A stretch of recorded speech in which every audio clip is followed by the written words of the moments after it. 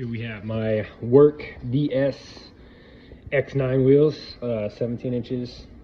I think the fronts are 8-inch and the backs are 9-inch, different offsets. But they'll clear my big brake setup in the front, so we'll be good to go. I want to do this video just to show you how much of a pain in the ass, there's my Frenchie. What's up, Presley? How much of a pain in the ass it is to redo 3-piece wheels. So I'm going to completely break these down. As you can see, I've already taken most of the hardware out. I'm going to completely break them down and then powder coat them, and I'll show you all the steps for it. So I'm taking the hardware out. Take the tire off, too easy. I mean, you probably won't do it. You probably have somebody do it, but yeah. And then you need to find a 12.8 millimeter. I don't know if you can see it, but it has to be a 12 point. I could not find one locally. I went to Home Depot, I went to Lowe's, AutoZone, O'Reilly's. Nobody had a 12 point, so I had to order this one. But 12 point on there, and then on the back it was 11 millimeter nut. And I mean, it shouldn't take much force, if any. Take them out. They're not torqued really tight. Too easy. Pull all of them out. I just wanted to show you what it looked like. It's really simple.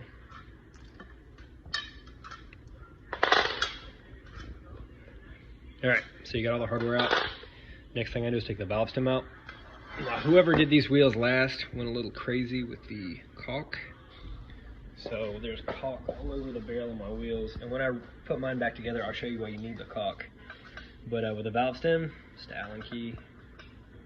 I don't know what size it is. Doesn't take much.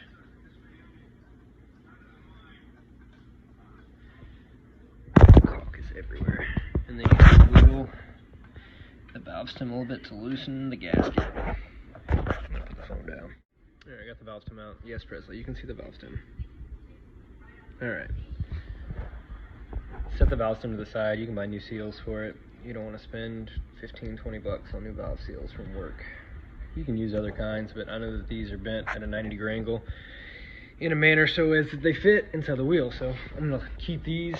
I'll clean them up, maybe powder coat them, I don't know. But all this caulk right here, after the bolts are removed, that's the only thing holding the wheel together. So I got to take all that crap out, which is ridiculous. Whoever did these just haphazardly threw that shit together. I guarantee it sealed well, which is what they cared about, because you got to think you have 3 pieces of metal all mated together with nothing but bolts. So you throw all this caulk in there and seal it. So the center cap here, you got to have the center cap tool. It should come with the wheels, or you can buy it off eBay for like 15-20 bucks, I think.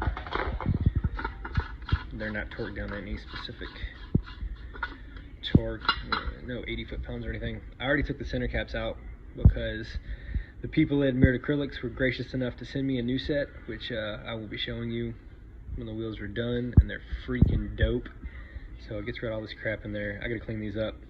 And I also have to figure out how to break them down so I can powder coat these as well. That's plastic. Good Lord, President. You wanna help me out, man? Alright, and then this comes up. I'm gonna have to flip the wheel over to get it out.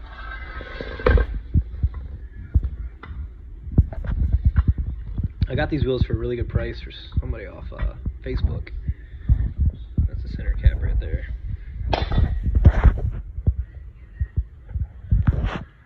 They've been powder coated Illusion Purple, which is really the only reason I was interested in them, because Illusion Purple is my color. And I plan on doing some sort of Illusion Purple on these as well. But they were scratched up pretty bad. Whoever owned these needs curb feelers. And they're not really my style of wheel. I usually stick with something more race-oriented, some TE38s, TE37s, I'm sorry, or CE28s. But I like these, I like the purple. And since I'm not doing a race-inspired build this time, I figured I'd go with them. I can clean them up, powder coat them, make them look good. And by the time I'm done, I'll have the wheels exactly like I want them. And I won't be, you know, 2,500 bucks into them, so. So here's what the wheels look like without the center caps. These are drilled for, you know, 2 different 5 lug pattern. So here's the wheel without the center cap on, with all the hardware taken out. It's not lined up correctly now because I've already taken this wheel apart. After you cut all the caulk out, which I'll show you how to do it, here's your outer barrel, Look how thick that is. That's a heavy piece of aluminum. I don't recommend wheels like this if you're doing a race build, because they are heavy. 3-piece wheels are definitely heavy. And then you have the inner barrel. I've cut a lot of the caulk out, but I haven't gotten all of it, so I'm probably going to take a wire wheel to that and brush it all off. Because I have to have it completely clean, completely scraped off before I powder coat them. I can't put that crap in my oven. There's the wheel specs. 17x9 plus 35, so we'll be good to go. So I've got my razor blade here, and I'm actually going to go through and cut all this out to separate the wheels. I'm doing this inside because it's been poopy outside the last few days. It's been raining, it's cold, it's like 50 degrees out there. Well, my garage stays pretty warm. I decided to do it in here, watch TV with the wife. My wife actually helped me take apart all these wheels, and each wheel is like 36 bolts, so you multiply that times 4, you can do the math. But there's a whole heap of bolts in there that I had to take out. My wife sat there and helped me out with all of it while we're watching TV, so big props to her. With this, you're not going to hurt the aluminum. Just cut it out. I start with a small strip, and you just move in from there. See how easy it goes through? I'm not doing anything crazy. There's just so much silicone. It's a pain in the ass.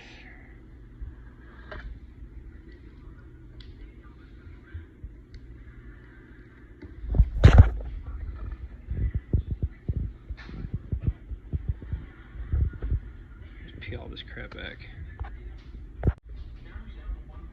So I've taken all the caulk out. See the 2 grooves here? That's your outer lip.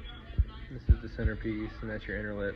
So I gotta go through and carve all that caulk out so I can separate them. So I got through the caulk on here, carved through it. It's hard to do one-handed, but you get the point. All the way through, now just pull it apart.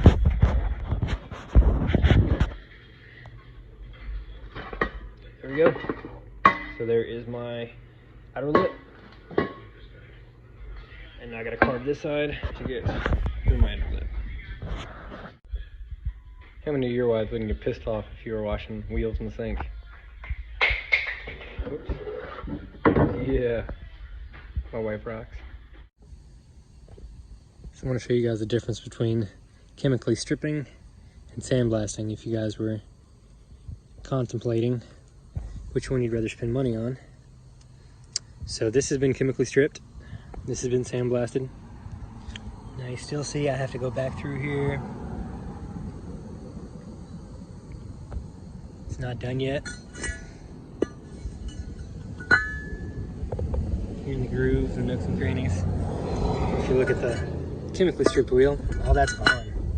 I need to pressure wash it. I pulled it out of the dip tank, threw it in my pH tank to counteract the chemical so it would stop stripping. But the biggest difference here is I have 5 to 10 minutes in this face. I have probably 3 or 4 hours with this wheel, or this face right here, going down powdered, or I don't know how well you can hear me over my air compressor, but getting ready to sandblast a set of wheels. First I'm going to sand them down by hand. Crap like this, people that don't know how to drive really need some curb peelers on their whip. But this is the before. I'm going to sand them down and sandblast them. I don't want to powder coating them.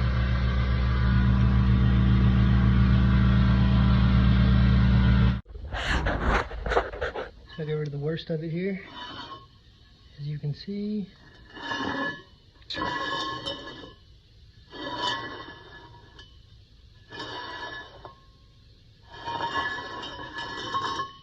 doesn't look like Helen Keller was driving anymore. All this crap down here, I'm going to sandblast so you won't see any of the pitting or anything down there.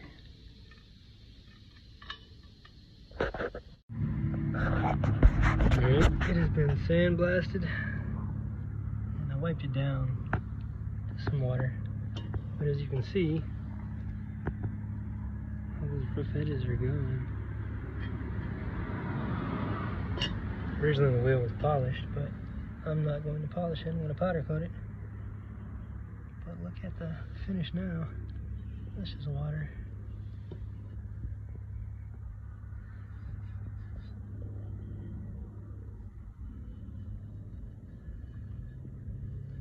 Pretty nice.